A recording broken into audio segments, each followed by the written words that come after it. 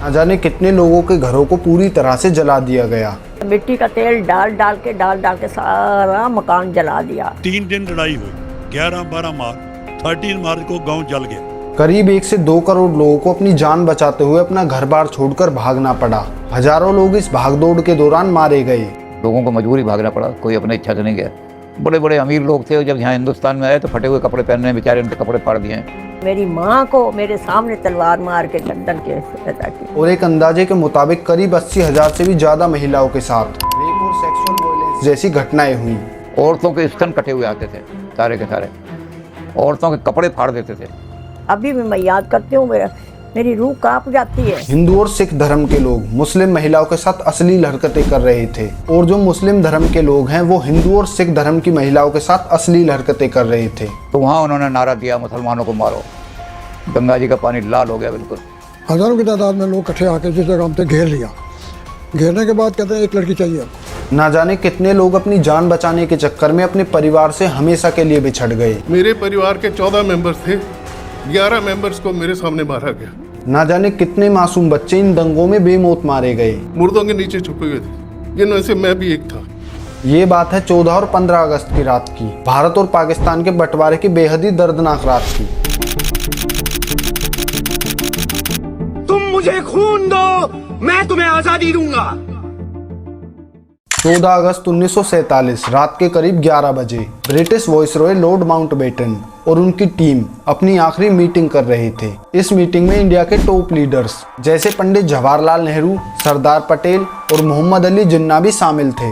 इस मीटिंग का main motive India को आजाद करना था, जिसके लिए इंडिया और इंडिया में रहने वाले लोग पिछले 200 सालों से इंतजार कर रहे थे। ना जाने कितने लोगों ने इस दिन के लिए कुर्बानियां दी, ना जाने कितने आंदोलन चलाए गए। अब उसी आजादी के विषय को लेकर ये मीटिंग करी जा रही थी, लेकिन इसी मीटिंग में इस टॉपिक के अलावा एक दूसरे टॉपिक पर भी बात करी गई, that is partition of India and Pakistan. इस मीटिंग में संपूर्ण भारत को आजाद करने की तो बात करी गई, लेकिन साथ ही साथ इस मीटिंग का मेन उद्देश्य भारत और पाकिस्तान को 2 अलग देशों में बांटना भी था। लॉर्ड माउंटबेटन अपने स्टाफ्स को इंस्ट्रक्शंस देते हैं कि सब कुछ स्मूथली ट्रांजिशन कर दिया जाए। माउंटबेटन ने कहा, आज से हमारी यहाँ पर कोई हुकूमत नहीं है, अब से ये देश आपका है। मीटिंग खत्म होने के बाद रात को करीब 11:45 पर जवाहरलाल नेहरू, जो कि इंडिया के पहले प्राइम मिनिस्टर बनने वाले थे, वो अपनी ट्रस्ट विद डेस्टिनी स्पीच की तैयारी कर रहे थे। कुछ पहले से ही प्लान था।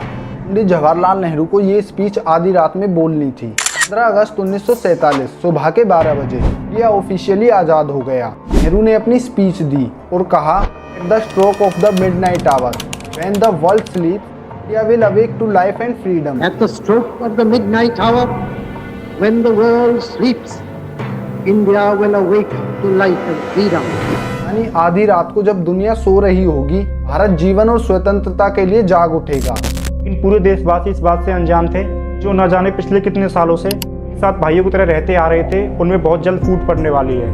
15 अगस्त 1947 सुबह के 1 बजे दिल्ली के कन्नौज प्लेस और बाकी के सभी जगहों पर लोग सेलिब्रेट कर रहे थे।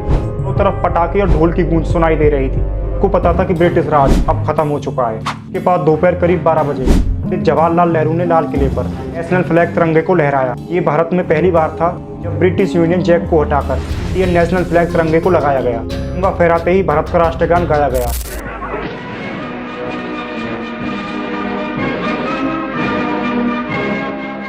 ये मूवमेंट सभी के लिए इमोशनल और प्राउड मूवमेंट था।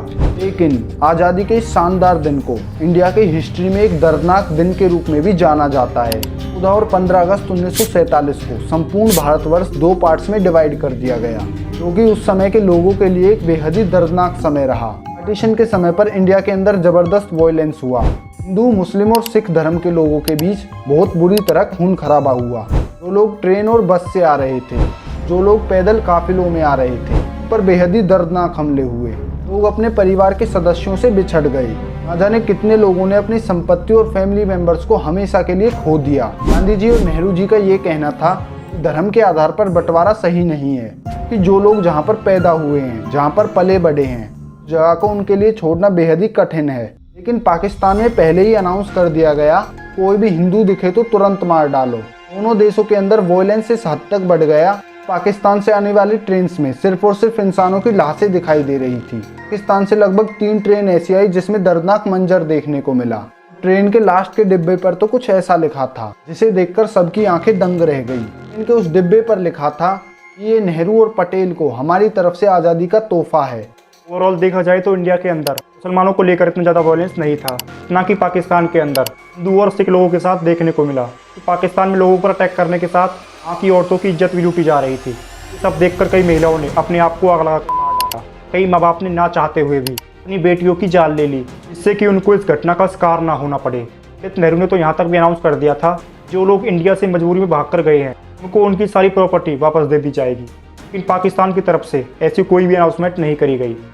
आज़ादी के लिए न जाने कितने वीर जवानों ने, कितने क्रांतिकारियों ने कुर्बानियाँ दे दी, लेकिन आज़ादी के इस समय पर भारत और पाकिस्तान का बंटवारा भी बेहद ही दर्दनाक रहा। एक इंसिडेंट की वजह से आज 77 साल बाद भी जो लोग हिंदू हैं वो मुसलमानों को गलत समझते हैं और जो लोग मुसलमान हैं वो हिंदुओं को गलत समझते हैं। तो आप एक बात सोच कर देखो कि अगर बंटवारा होता ही नहीं, क्या धर्म के नाम पर जो हम ये कट्टरता दिखा रहे हैं, इन बेवजह की चीज़ों में हम कभी पढ़ते? तो अगर ये बंटवारा बेहद ही ज़रूरी था, जो लोग जहाँ पर थे वो पहले की तरह वहीं पर नहीं रह सकते थे। ये कुछ ऐसी बातें हैं जो ना जाने कितने लोगों के दिमाग में आती होंगी।